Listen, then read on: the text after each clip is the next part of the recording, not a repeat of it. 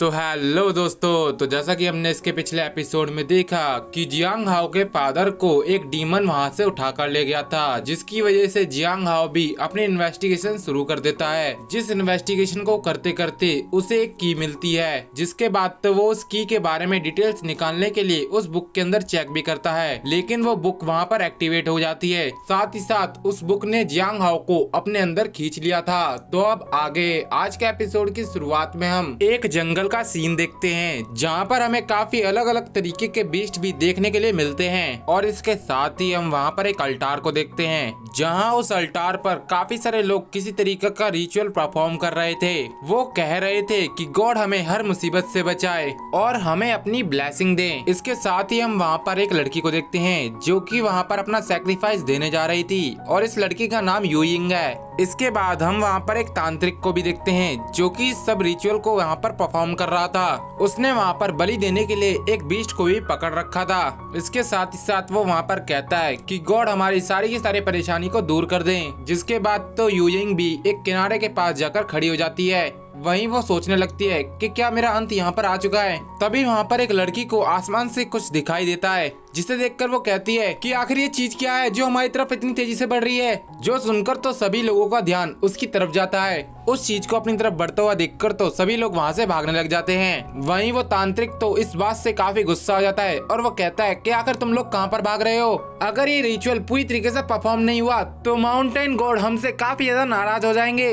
तभी यूइंग की भी नजर उसके ऊपर जाती है, जिसे देखकर वो सोचती है कि कहीं ये गॉड तो नहीं। जिसके बाद तो वो वहाँ पर अपनी स्पेशल पावर का भी यूज करने लगती है, जिससे उसे पता चलता है कि ये तो एक लड़का है। इसके बाद तो वो लड़का बड़ी तेजी से नीचे की तरफ क्रैश हो जाता है, और उस लड़के के साथ वहाँ पर एक शॉट भी आई थी। इसके साथ ही वहाँ पर एक स्ट्रॉन्ग प्रेशर रिलीज होने लगा था, जिसकी वजह से उस बीस्ट का केज वहीं पर डिस्ट्रॉय हो जाता है। तभी हमें देखने के लिए मिलता है कि ये लड़का कोई और नहीं बल्कि जियांग हाओ था। जिसके बाद जियांग हाओ अपने आप को संभालते हुए वहाँ पर कहता है कि आखिर मैं ये कौन सी जगह पर आ गया। तभी वहाँ पर यूइंग भी होश में आ जाती है, जो कि जियांग हाओ को देखकर एकदम सरप्राइज हो गई थी। वो वहाँ पर कहती है कि कहीं ये गॉड तो नहीं, क्योंकि इसके टोटम के अंदर तो सन की एनर्जी एब्जॉर्ब हो रही है। और गाइज मैं आपको थोड़ी सी जानकारी देना चाहता हूँ। टोटम दरअसल एक तरीके का टैटू होता है, या फिर सिंबल कह सकते हो आप इसे। और जो आपने फर्स्ट एपिसोड के अंदर डीमन देखा था, वो इसी सन टोटम के पीछे आया हुआ था, जो कि अब जियांग हाओ के पास है। इसके बाद उनके पास वही स्पेशल बीस्ट आ गया था, जो कि काफी ज्यादा गुस्से में दिखाई दे रहा था, जो देखकर तो जियांग हाओ एकदम सतर्क हो जाता है। वहीं उस बीस्ट ने भी उन पर अटैक कर दिया था, लेकिन एन मौके पर जियांग हाओ यूइंग को उसके हमले से बचा लेता है। लेकिन इस बात से वो बीस्ट काफी ज्यादा गुस्सा हो गया था,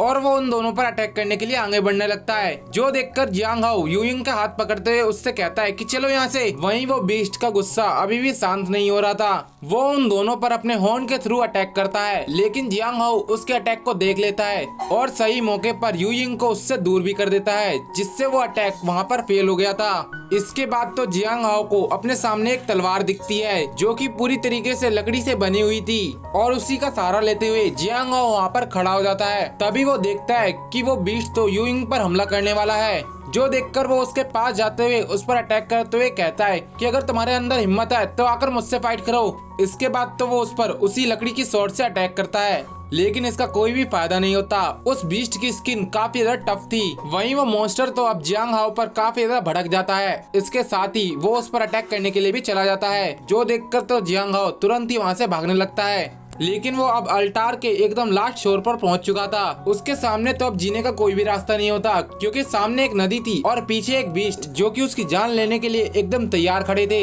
वहीं वो बीस्ट तो अपनी स्पिरिचुअल पावर को उस हॉर्न के अंदर ट्रांसफर करने लगता है, जिससे उस हॉर्न के आसपास काफी ज्यादा एनर्जी चार्ज हो जाती है, जो देखकर तो जियांग हाओ काफी ज्यादा घबरा गया था। वो वहाँ पर कहता है कि लगता है गॉड ने मेरे लिए सिर्फ इतनी ही लाइफ छोड़ी थी, पर मैं अभी मरना नहीं चाहता। मुझे अपने फादर का भी यहाँ पर पता लगाना है, कोई तो यहाँ पर रास्ता होगा। तभी उसका सन टोटम अपने आप ही एक्टिवेट हो गया था, जो वहाँ पर सन की एनर्जी को गैदर करने लगता है, जिसकी वजह से जियांग हाओ के माइंड में काफी ज्यादा दर्द होता है। तभी उसके फोरहेड से एक पावरफुल लेजर बीम बाहर निकलती है, जो कि सीधा ही उस बीस्ट को बीच में से काट डालती है। वहीं इसकी वजह से वो बीस्ट पूरी तरीके से डिसअपियर भी हो गया था। लेकिन इसकी वजह से जियांग हाओ की वहाँ पर हालत खराब हो गई थी, क्योंकि उसने काफी ज्यादा मात्रा में अपने सन टोटम की एनर्जी का यूज किया था। वो तो वहाँ पर बेहोश हो जाता है, जो देखकर यूइंग उसके लिए काफी ज्यादा परेशान हो गई थी। तो वहीं कुछ विलेजर्स तो इस बात से काफी हैरान थे कि इस लड़के के पास इतनी खतरनाक पावर हो सकती है। साथ ही साथ कुछ लोग कहने लगे थे कि कहीं ये विजार्ड तो नहीं। तो दोस्तों मैं आपको बता देता हूँ कि विजार्ड का मतलब जादूगर होता है,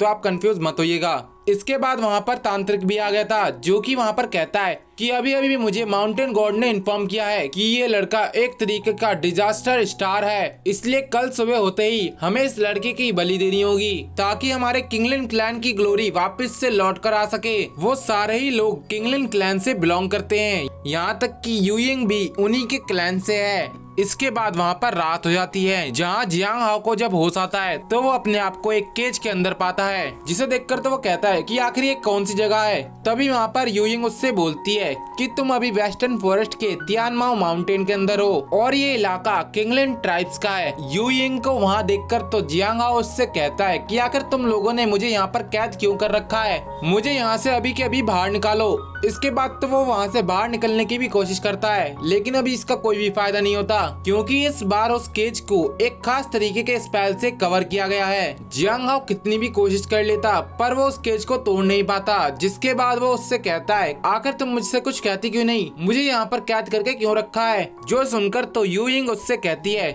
कि तुमने हमारे सैक्रिफाइस के बीच में आकर उसको पूरी तरीके से डिस्ट्रॉय कर दिया। इसके साथ साथ तुमने एक स्पिरिचुअल बीस्ट को भी खत्म कर दिया, जिसकी वहाँ पर बलि दी जाने वाली थी, और उस बीस्ट का नाम सी था। जो सुनकर तो जियांग हाओ अपने माइंड पर जोर डालने लगता है, जिसके बाद उसे सब कुछ याद आ जाता है। फिर इसके बाद वह एक जगह बैठकर अपने स्पिरिचुअल वर्ल्ड के अंदर किसी चीज को क्रिएट करने लगता है। वहीं बाहर से तो यूइंग उसको देखकर काफी ज्यादा हैरान हो गई थी, तो वहीं जियांग हाओ अभी भी किसी चीज को क्रिएट करने में लगा हुआ था। इसके बाद तो फाइनली जाकर उसने अपने स्पिरिचुअल वर्ल्ड के अंदर उस सन टोटम को क्रिएट कर लिया था, जिसकी वजह से जियांग हाओ अब उस सन टोटम की पावर्स का यूज कर सकता था। जो देखकर तो यूइंग उससे बोलती है कि तुमने तो बड़ी जल्दी अपना ब्रेक थ्रू कर लिया और अब तो तुम पूरी तरीके से एक विजार्ड बन चुके हो। यूइंग के मुंह से विजार्ड का नाम सुनकर तो जियांग हाओ काफी ज्यादा हैरान हो गया था, और वो उससे पूछता है आखिर तुम कहना क्या चाहती हो, मुझे विजार्ड के बारे में एक बार सही से बताओ। जिस पर तो यूइंग उसको जवाब देती है कि विजार्ड का मतलब तो विजार्ड ही होता है, और विजार्ड सिर्फ वही लोग होते हैं जिनके फोरहेड पर एक खास तरीके का पैटर्न होता है,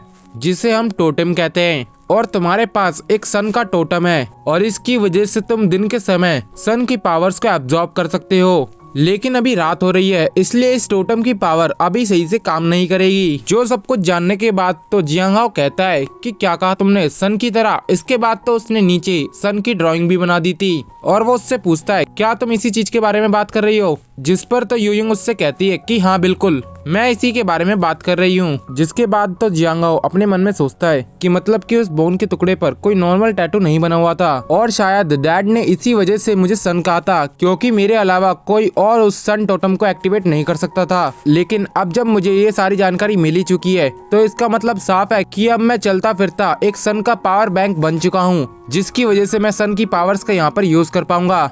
मुझे उम्मीद है जिस भी आदमी ने ये टोटम मुझे दिया होगा, उसे मेरे डैड के बारे में कोई ना कोई जानकारी जरूर होगी, और वो ये चाहता था कि मैं इस वर्ल्ड के अंदर आ जाऊं। उसके इतने सारे इशारे से मुझे ऐसा ही लगता है कि मेरे डैड भी यहीं पर हो सकते हैं। अब तो चाहे कुछ भी क्यों ना हो जाए, लेकिन मैं अपने डैड को ढूंढने के लिए कुछ भी करूँगा। तभी वहाँ पर यूइंग उससे बोलती है कि डिजास्टर स्टार, आखिर तुम्हारे साथ क्या प्रॉब्लम है, क्या तुम्हें कुछ चाहिए, क्योंकि वैसे भी कल तुम्हारे लिए काफी बुरा दिन है। अगर तुम्हें कुछ नहीं चाहिए तो बेहतर होगा कि तुम जाकर अभी सो जाओ, क्योंकि सुबह होने के बाद हमें माउंटेन गॉड को तुम्हारी बलि देनी होगी, जिसकी वजह से गॉड्स हमें काफी सारी ब्लेसिंग्स देंगे। सैक्रिफाइस का सुनकर तो जियांग हाओ को काफी ज्यादा हैरानी होती है। इसके बाद सीन शिफ्ट होता है, और हम सुबह के टाइम पर किंगलिन ट्राइब के लोगों को देखते हैं, जो कि अपने साथ जियांग हाओ को सैक्रिफाइस के लिए ले जाने लगते हैं। वहीं पर जियांग हाओ अपने मन में सोच रहा था कि अगर मैंने अभी कुछ नहीं किया तो अल्टार पे जाने के बाद मेरी मौत पक्की है। मेरे पास बचने का सिर्फ यही मौका है, मुझे जल्द से जल्द इस रोड पर कुछ न कुछ ऐसा करना होगा जिसकी मदद से मैं यहाँ से भाग जाऊँ। लेकिन मैं भागूंगा कहाँ, क्योंकि अगर मैं सामने गया तो सामने तो वो तांत्रिक है जो कि अपना रिचुअल परफॉर्म कर रहा है, और वैसे भी मेरे आसपास काफी सारे लोग हैं जो मुझे आसानी से पकड़ सकते हैं। बेहतर होगा कि मैं आगे की तरफ ना जाऊं।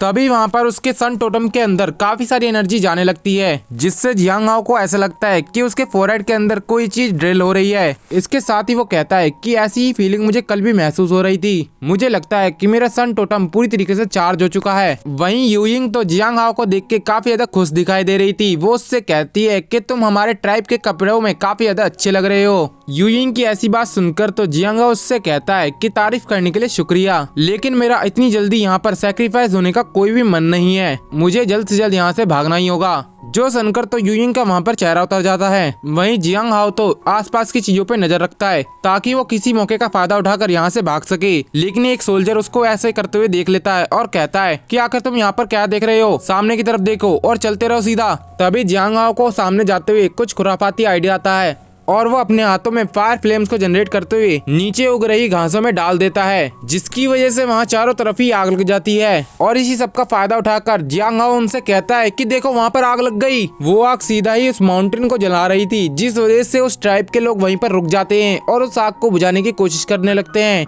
लेकिन जियांग हाओ अभी भी नहीं रुकता, वो चारों ही तरफ उस माउंटेन के अंदर आग लगा देता है, जिसकी वजह से वो आग अल्टार की तरफ जाने लगती है। जो देखकर तो काफी सारे लोग घबरा गए थे और उस आग को बुझाने की तरफ भी बढ़ जाते हैं। वहीं जियांग हाओ को जैसे ही मौका मिलता है वो तुरंत ही वहाँ से भाग लेता है। जो देखकर तो यूयिंग भी उसका पीछा करती है और कहती है कि डिजास्टर स्टार तुम यहाँ से नहीं जा सकते। वहीं यूयिंग ने भी उस पर अटैक किया था, लेकिन जियांग हाओ सही मौके पर हट जाता है, लेकिन वो अटैक जिस पेड़ पर लगा था वो पेड़ ही वहीं से टूट गया था। जियांग हाओ तो उसकी पावर देखकर काफी हैरान था और वो उससे कहता है कि मैं तुम लोगों को जानता भी नहीं हूँ, आखिर मैं अपनी लाइफ की यहाँ पर बलि क्यों दूं। जो सुनकर तो यूयिंग भी उससे कहती है कि हमने तो कभी नहीं कहा था कि तुम हमारी हेल्प करो, पहली बात तो तुम खुद हमारे प्लेस पर आए और तुमने आकर वहाँ पर हमारा सैक्रिफाइस बर्बाद कर दिया। तुम चाहकर भी मुझसे यहाँ से बच के नहीं जा सकते क्योंकि मैं फर्स्ट ग्रेड की टोटम वॉरियर हूँ। जो सुनकर तो जियांग हाओ उससे कहता है कि आखिर ये टोटम वॉरियर क्या होते हैं। उसकी ऐसी बात सुनकर तो यूयिंग उसे बताती है कि टोटम वॉरियर्स वो होते हैं जिनके पास एक खास तरीके का टोटम होता है, जो कि फाइट लड़ने के लिए अपने टोटम को अपनी बॉडी के साथ यूज करते हैं, जिससे उनकी स्ट्रेंथ काफी ज्यादा बढ़ जाती है, लेकिन वो विजार्ड से ज्यादा पावरफुल नहीं होते। जो सुनकर तो जियांग हाओ को एक आइडिया आता है और वो उससे कहता है कि अगर तुम्हारी बात सही है तो तुम मुझसे कभी भी नहीं जीत सकती क्योंकि मैं भी तो एक विजार्ड हूँ। इतना कहकर वो उसकी तरफ बढ़ने लगा था, जिस बात से यूयिंग को उस पर काफी ज्यादा गुस्सा आता है और वो अपनी लात को नीचे पटकती है, जिसकी वजह से पूरी जमीन में एक क्रैक पड़ गया था। उस क्रैक को देखने के बाद तो जियांग हाओ की वहाँ पर फट के चार हो जाती है और वो उससे कहता है कि लगता है मेरे भागने का टाइम आ गया। इतना कहकर वो वहाँ से भाग जाता है, लेकिन इससे पहले वो वहाँ से निकल पाता वहाँ पर वही तांत्रिक पहुँच जाता है, जो वहाँ पर आने के बाद जियांग हाओ से कहता है कि आखिर तुम अपने आप को क्या समझते हो कि तुम किंगलैंड ट्राइब के अंदर जब मर्जी तब यहाँ से जा सकते हो। तुम सिर्फ इस ट्राइब से जब ही निकल सकते हो जब हमारी मर्जी होगी, बिना हमारी परमिशन के तुम यहाँ से नहीं जा सकते। वहीं जियांग हाओ तो उसको देखकर कहता है कि क्या तुम एक तांत्रिक हो, जिस पर तो वो तांत्रिक कहता है कि हाँ तुमने बिल्कुल सही पहचाना। इसके बाद तो उससे कहता है कि क्या तुमने मेरे जैसा कोई इंसान नहीं देखा जो तुम यहाँ पर मेरी ही बलि देना चाहते हो। मेरा नाम जियांग हाओ है और मैं युआन क्याओ का बेटा हूँ। अगर मेरे फादर को पता लगा कि तुम मेरे साथ ऐसा कर रहे हो तो वो तुम्हें अपने हाथों से यहाँ पर मार डालेंगे। जो सुनकर तो यूयिंग भी काफी ज्यादा हैरान हो गई थी। तो वहीं वो तांत्रिक भी अपने मन में सोचता है कि आखिर ये पीछे की तरफ क्यों जा रहा है। इससे पहले वो कुछ और सोच पाता तब तक जियांग हाओ वहाँ से भाग जाता है। जो देखकर तो उस तांत्रिक को उस पर काफी ज्यादा गुस्सा आता है और वो कहता है आखिर तुम्हारी हिम्मत कैसे हुई, मेरे यहाँ होने के बावजूद तुम मेरी बिना परमिशन के यहाँ से भागे कैसे। वहीं जियांग हाओ भागते हुए कहता है कि आखिर तुम जैसे तांत्रिक को देखकर कोई क्यों नहीं भागेगा, तुम दिखने में एकदम भूत की तरह लगते हो। वो वहाँ पर बड़ी तेजी से भाग रहा था, लेकिन इस बात से तो उस तांत्रिक को काफी गुस्सा आता है और वो अपनी पावर्स को एक्टिवेट करते हुए जियांग हाओ पर अटैक कर देता है, जिस वजह से जियांग हाओ पर कुछ रूट्स ने हमला कर दिया था। उन रूट्स से निकल पाना जियांग हाओ के बस की बात नहीं थी। इसके साथ ही वो रूट्स वहाँ पर एक केज टाइप क्रिएट कर चुकी थी, जिसके अंदर उन्होंने जियांग हाओ को फंसा लिया था। इसके बाद तो वो तांत्रिक उन सभी लोगों को लेकर जियांग हाओ के पास भी आ गया था। जो देखकर तो जियांग हाओ भी उस पर अटैक कर देता है, लेकिन वो तांत्रिक काफी ज्यादा शातिर था। उसने तुरंत ही एक लड़की को अपने सामने कर लिया, जिसकी वजह से वो लड़की वहाँ पर मारी जाती है। जो सब कुछ देखने के बाद तो वहाँ पर यूयिंग के साथ साथ उस पूरी ट्राइब के वहाँ पर होश उड़ चुके थे। वहीं जियांग हाओ को भी इस बात से काफी गुस्सा आ रहा था, क्योंकि वो तांत्रिक अपने फायदे के लिए उन सभी का यूज कर रहा था। लेकिन फिर भी वो उन्हें डराते हुए कहता है कि अगर तुम मेरे पास आए तो मैं किसी को भी यहाँ पर मार सकता हूँ। इसकी वजह से किंगलिंग ट्राइब के लोग वहाँ पर डरने लगते हैं, लेकिन वो तांत्रिक उनको डरते हुए देखकर उनसे कहता है कि आखिर तुम खड़े क्यों हो, ये लड़का हमारे लिए एक नंबर का डिजास्टर है, इसे किसी भी तरीके से खत्म करना ही होगा, जाओ और उसे पकड़ के लेकर आओ। जिस वजह से उन लोगों को मजबूरी में आगे जाना पड़ता है, लेकिन जियांग हाओ ये सब कुछ होते हुए नहीं देख सकता था, इसलिए उसने उनके सामने एक फायर की दीवार क्रिएट कर दी थी। वहीं उस सन टोटम की पावर्स अपने आप ही एक्टिवेट हो जाती है, जिसकी वजह से वो पूरा का पूरा केज अपने आप ही टूट गया था। उस केज के टूटने के साथ ही जियांग हाओ कहता है कि अब तुम मेरा पंच झेलने के लिए तैयार हो जाओ। जियांग हाओ को ऐसा करते हुए देखकर तो वो तांत्रिक भी पीछे नहीं हटता, वो अपने डिफेंस को वहाँ पर तैयार करने लगता है। लेकिन इससे पहले ही जियांग हाओ वहाँ से भाग गया था, क्योंकि उसे पता था कि उस तांत्रिक से लड़ना उसके बस की बात नहीं है। जियांग हाओ को इस तरीके से भागता हुआ देखकर तो उस तांत्रिक को काफी गुस्सा आता है और वो उन लोगों से कहता है कि अगर उस लड़के को तुमने नहीं पकड़ा तो माउंटेन गॉड तुम लोगों को पनिश जरूर करेंगे। जिस वजह से वो लोग आगे बढ़ने की कोशिश करते हैं, लेकिन तभी बीच में यूइंग आकर पहले ही उस दीवार को पार कर लेती है और इसके साथ ही वो जियांग हाओ का पीछा भी करने लगती है। वो लगातार ही जियांग हाओ का पीछा कर रही थी, साथ ही साथ वो कह रही थी कि डिजास्टर स्टार तुम मेरे साथ मेरे गाँव वापस चलो, क्योंकि तुम आगे की तरफ अब नहीं जा सकते। आगे एक फॉरबिडन एरिया है जिसके अंदर जाना सभी के लिए मना है। लेकिन जियांग हाओ उसकी एक भी नहीं सुनता, वो सीधा ही उस फॉरबिडन एरिया के अंदर घुस जाता है, जो देखकर यूइंग काफी ज्यादा हैरान हो गई थी। इसके बाद वो वहाँ पर माउंटेन गॉड को प्रे करते हुए कहती है कि मुझे माफ कर देना, लेकिन मुझे जियांग हाओ को वापस लेकर आने के लिए इस फॉरबिडन एरिया के अंदर जाना ही होगा। इसके बाद तो वो सीधा ही उसके अंदर चली जाती है। उसके जाने के बाद तो उस स्टोन के अंदर अचानक से हलचल हो गई थी। वहीं जियांग हाओ तो भागते भागते काफी दूर पहुंच जाता है, जिसके बाद वो आराम से चलते हुए आसपास की चीजों को ऑब्जर्व करने लगता है। लेकिन तभी उसकी नजर एक फ्रूट पर जाती है जो कि एक पेड़ पर लगा हुआ था। उस फ्रूट को देखने के बाद तो जियांग हाओ काफी हैरान था। वो कहता है कि ये तो एक ग्लोइंग पीच है, कहीं ऐसा तो नहीं कि इस पीच के अंदर काफी ज्यादा पावर हो, मुझे एक बार इसको ट्राई जरूर करना चाहिए। इतना कहने के बाद वो सीधा ही उस फ्रूट को तोड़ने के लिए चला जाता है, लेकिन उसे ये पता नहीं था कि इस फ्रूट की रखवाली एक ब्लड ड्रैगन भी कर रहा था। जैसे ही उस ब्लड ड्रैगन को पता चलता है कि जियांग हाओ उस फ्रूट को तोड़ रहा है, वो तुरंत ही उस पानी से बाहर निकल जाता है। इसके साथ ही उसने जियांग हाओ पर अटैक भी कर दिया था, लेकिन जियांग हाओ उस फ्रूट को छोड़ने के लिए तैयार नहीं था, उसने वो फ्रूट अपने पास रख लिया था। वहीं इस बात से वो ब्लड ड्रैगन काफी ज्यादा गुस्सा हो जाता है। साथ ही वो जियांग हाओ को फंसाने के लिए वहाँ पर एक वाटर की बहुत बड़ी दीवार क्रिएट कर देता है, लेकिन जियांग हाओ को पता था कि ये सिर्फ एक नॉर्मल सा वाटर है, इस वजह से उसने सीधा ही उसके पार छलांग लगा दी थी। लेकिन वो अब रुकना भी नहीं चाहता था, क्योंकि उसे पता था कि इस फ्रूट के अंदर कुछ न कुछ ऐसी पावर जरूर है जो कि ये बीस्ट उसकी गार्डिंग कर रहा है। तभी वहाँ पर यूइंग भी पहुंच जाती है, जो कि जियांग हाओ को ऐसी कंडीशन में देखकर सीधा ही उस ब्लड ड्रैगन पर अटैक कर देती है। लेकिन उस ब्लड ड्रैगन की पावर काफी ज्यादा थी, जिस वजह से उसने यूइंग को काफी बुरी तरीके से पीछे हटा दिया था। उसे ऐसा करता हुआ देखकर तो जियांग हाओ को भी काफी तरस आता है और उसके पास जाते हुए कहता है कि आखिर तुमने मेरी जान क्यों बचाई, कहीं ऐसा तो नहीं कि तुम भी मुझे मारना नहीं चाहती। जो सुनकर तो यूइंग खड़े होते हुए उससे कहती है कि तुम अभी नहीं मर सकते, क्योंकि मुझे वापस से तुम्हें अल्टार के पास लेकर जाना है, ताकि हमारी किंगलिन ट्राइब तुम्हारी मदद से अपनी गॉड की वर्शिप कर सके। उसके ऐसे जवाब से तो जियांग हाओ थोड़ा दुखी हो जाता है, क्योंकि उसे उम्मीद थी कि यूइंग तो उसकी बात समझेगी, लेकिन वो फिर भी कहता है तुम एक बहुत ही भोली लड़की हो, तुम अपनी ट्राइब के लिए बहुत कुछ करना चाहती हो, लेकिन मुझे नहीं लगता कि वो ट्राइब तुम्हारा कभी एहसान भी मानेगी। तभी जियांग हाओ उस ड्रैगन को ध्यान से देखते हुए सोचता है कि मैंने इसे कहीं तो देखा है, जिसके बाद उसे याद आता है कि उसने यहाँ पर आने से पहले उस बुक के अंदर इस ड्रैगन का चित्र देखा था, साथ ही साथ उसकी जानकारी भी पड़ी थी। वहीं यूइंग उससे कहती है कि तुम यहाँ से वापस लौट जाना, तब तक मैं इसको ब्लॉक करके रखती हूँ। यूइंग की ऐसी बात सुनकर तो जियांग हाओ उससे कहता है कि नहीं, तुम ऐसा बिल्कुल भी नहीं करोगी। लेकिन तब तक देर हो चुकी थी, यूइंग ने उस ब्लड ड्रैगन पर अटैक कर दिया था, जिसके बाद तो वो ड्रैगन भी पीछे नहीं हटता, वो लगातार ही यूइंग पर अटैक करता है। वहीं यूइंग उससे फाइट करते हुए जियांग हाओ से कहती है कि आखिर तुम खड़े क्यों हो, जल्दी से यहाँ से भाग जाओ। उसकी ऐसी बात सुनकर तो जियांग हाओ को भी वहाँ से जाना पड़ता है, लेकिन उस ड्रैगन ने काफी ज्यादा पावरफुल अटैक कर दिया था, जिसकी वजह से यूइंग वहाँ पर काफी घायल हो जाती है। यूइंग को इस कंडीशन में देखकर तो जियांग हाओ तुरंत ही उसके पास जाता है, जिसकी वजह से वो फ्रूट नीचे गिर गया था, और इसी मौके का फायदा उठाकर वो ब्लड ड्रैगन उस फ्रूट के पास चला जाता है और उसको अपनी पावर से कवर कर लेता है। तभी यूइंग उससे कहती है कि तुम्हें जल्दी से यहाँ से भाग जाना चाहिए, ये ड्रैगन अब 2 लोगों पर हमला नहीं कर सकता, इसे अब अपने फ्रूट को भी प्रोटेक्ट करना होगा। जो सुनकर तो जियांग हाओ उससे कहता है कि मुझे उस फ्रूट की कोई भी चिंता नहीं है, वो चाहे उसके साथ कुछ भी करे, लेकिन आज उसने बहुत बड़ी गलती कर दी, तुम पर जो हमला किया उसका हिसाब तो उसे देना ही होगा। इसके बाद तो वो तुरंत ही आगे की तरफ बढ़ गया था। यूइंग उसे रोकने की कोशिश करती है, पर जियांग हाओ रुकता नहीं है। वहीं वो ब्लड ड्रैगन उस फ्रूट को खाने ही वाला था, तभी जियांग हाओ सही मौके पर उस फ्रूट को वहाँ से छीन लेता है, जिसके बाद तो वो ब्लड ड्रैगन काफी पागलों की तरह उसका पीछा करता है, ताकि वो किसी भी तरीके से उस फ्रूट फ्रूट को खा सके, लेकिन जियांग हाओ किसी तरीके से अपनी जान को बचा लेता है। इसके बाद वो उस ड्रैगन से कहता है, तुम सारा ये मसला इसी फ्रूट की वजह से कर रहे हो, लेकिन अब ये फ्रूट तुम्हें कभी नहीं मिलेगा। इतना कहने के बाद वो तुरंत ही उस फ्रूट को वहाँ पर खाने लगता है। उस फ्रूट के एक ही टुकड़े में जियांग हाओ के बॉडी के अंदर काफी ज्यादा पावर जनरेट होने लगती है। वहीं वो फ्रूट पूरी तरीके से डिसअपियर भी हो गया था, जिसकी वजह से उसके चारों तरफ एक टोर्नेडो टाइप एनर्जी क्रिएट हो गई थी। जो सब कुछ देखने के बाद तो उस ब्लड ड्रैगन को उस पर काफी गुस्सा आता है और वो अपनी वाटर पावर को एक्टिवेट कर लेता है। वहीं जियांग हाओ भी उससे फाइट करने के लिए एकदम तैयार खड़ा था। वो अपने ही सबसे पावरफुल अटैक को एक दूसरे पे कर देते हैं, जो अटैक आपस में टकराते ही एक दूसरे से खत्म हो जाते हैं। लेकिन इस बात से वो ड्रैगन काफी ज्यादा भड़क चुका था। वो वहाँ पर अपने फ्लाइंग टोटम को एक्टिवेट कर लेता है।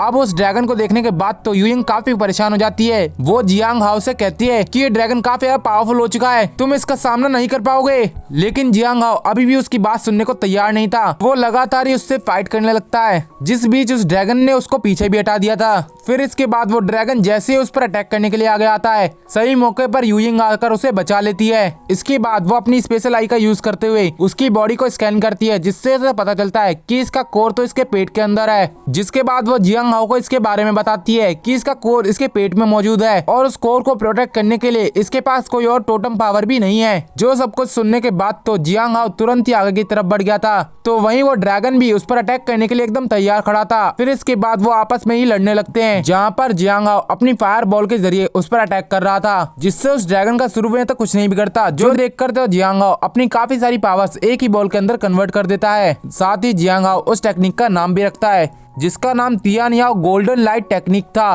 और उस बॉल को ले जाकर सीधा ही उस पर हिट करता है और उस अटैक की वजह से उस ड्रैगन की वहीं पर मौत हो जाती है। उस बीस्ट के मरते ही इस बात की खबर उस तांत्रिक को भी हो जाती है, जिस वजह से वो कहता है कि ये बिल्कुल भी अच्छा नहीं हुआ। वहीं यूइंग तो जियांग हाओ के लिए काफी परेशान हो गई थी। वो तुरंत ही उसके पास जाकर उसके चारों तरफ ही चेक करने लगती है कि कहीं उसको कोई इंजरीज तो नहीं हो गई। इसके बाद तो यूइंग कहती है कि तुम तो बहुत ही ज्यादा बेस्ट हो। तभी उसकी नजर उसके फोरहेड पर जाती है, जिसे देखकर वो और भी हैरान हो गई थी। वहीं जियांग हाओ कहता है, अच्छा तो ये होती है फर्स्ट क्लास विजार्ड की पावर। मैंने ये एक्सपेक्ट नहीं किया था कि उस पीच को खाने के बाद मेरी पावर्स इतनी ज्यादा बढ़ जाएगी। जो सुनकर तो यूइंग उससे कहती है कि हाँ तुमने बिल्कुल सही कहा, वो पीच सच में काफी पावरफुल था, क्योंकि एक विजार्ड को अपग्रेड होने के लिए काफी ज्यादा टोटम की पावर की जरूरत होती है। लेकिन तुम तो एक फ्रूट की मदद से एक एडवांस लेवल पर पहुंच गए। इसमें कोई शक नहीं कि उस फ्रूट को प्रोटेक्ट करने के लिए इतना बड़ा स्नेक क्यों पीछे पड़ा था। तभी जियांग हाओ उससे कहता है कि वैसे मैं तुम्हारा नाम तो नहीं जानता, लेकिन मेरा नाम जियांग हाओ है। तुमसे मिलकर मुझे काफी ज्यादा खुशी हुई। जो सुनकर तो यूइंग काफी खुश हो जाती है और उससे कहती है कि तुम्हारा नाम काफी अच्छा है और मेरा लास्ट नेम यिंग है, जो कि मेरी ट्राइब से मुझे मिला है। वो आगे और कुछ उसे बता पाती, तभी वो जगह पूरी तरीके से शेक करने लगती है और ये सीन दिखाते ही ये एपिसोड यहीं खत्म हो जाता है। अगर आपको मेरी एक्सप्लेनेशन पसंद आई हो तो वीडियो को लाइक करके चैनल को सब्सक्राइब करना मत भूलिएगा। मिलते हैं इसकी नेक्स्ट वीडियो में।